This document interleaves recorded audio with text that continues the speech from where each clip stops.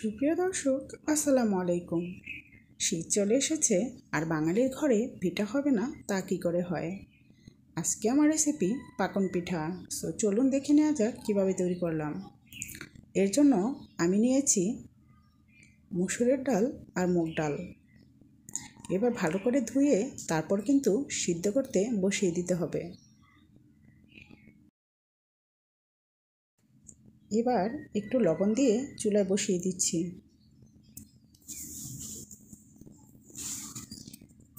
সিদ্ধ হয়ে গিয়েছে, আমি কিন্তু ডাল ঘুটনি দিয়ে ভালো করে ঘুটে নিয়েছি। এবার দিয়ে দিচ্ছি চাউলের গুঁড়ো।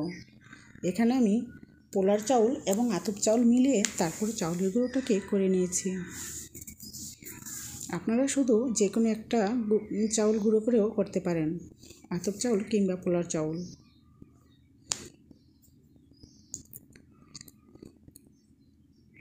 আমি চুলায় বসিয়ে রেখে চুলাটা লো হিটে রেখে তারপর কিন্তু কাইটা করে নিয়েছি।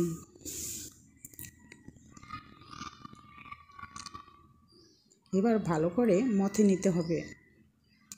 ভালো করে মথে নিয়ে একটা সুন্দর রুটির গোলা তৈরি করে নিতে হবে।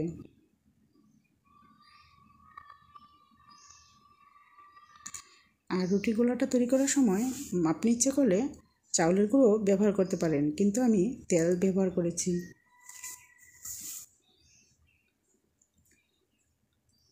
এবার একটু ডিজাইন করে নিচ্ছি।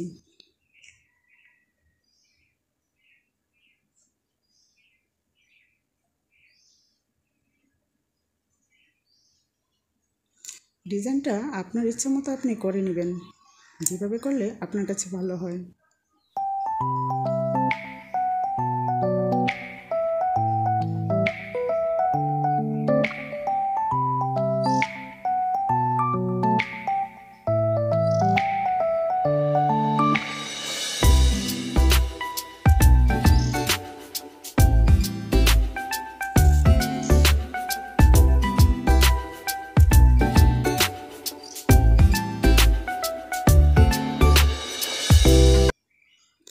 ডিজাইন করার সময় খেয়াল রাখবেন যেন ছিদ্রি না হয়ে যায়, তাহলে কিন্তু পিঠাটা ফুলবে না এবং খেতে ভালো লাগবে না, শক্ত হয়ে যাবে।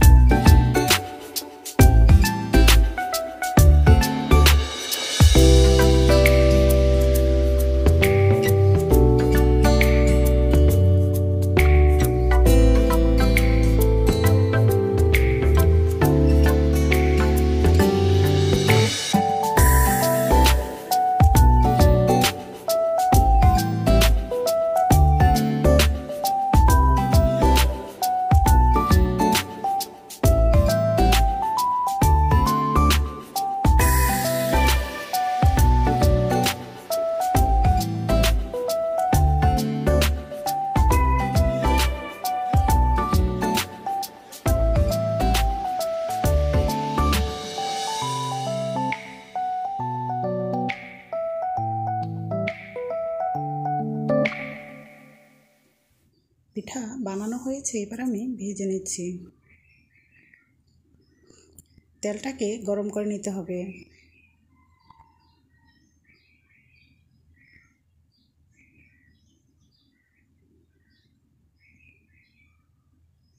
আর এদিকে আমি একটা পাত্রে গুড় নিয়ে এই গুড়টাকে কিন্তু শিরা করে নিচ্ছি। আর গুড়ের শিরাটা যখন করবেন হাত দিয়ে ধরে দেখবেন, যদি দেখেন একটু আঠালো লাগে তাহলে বুঝবেন শিরাটা হয়ে গিয়েছে।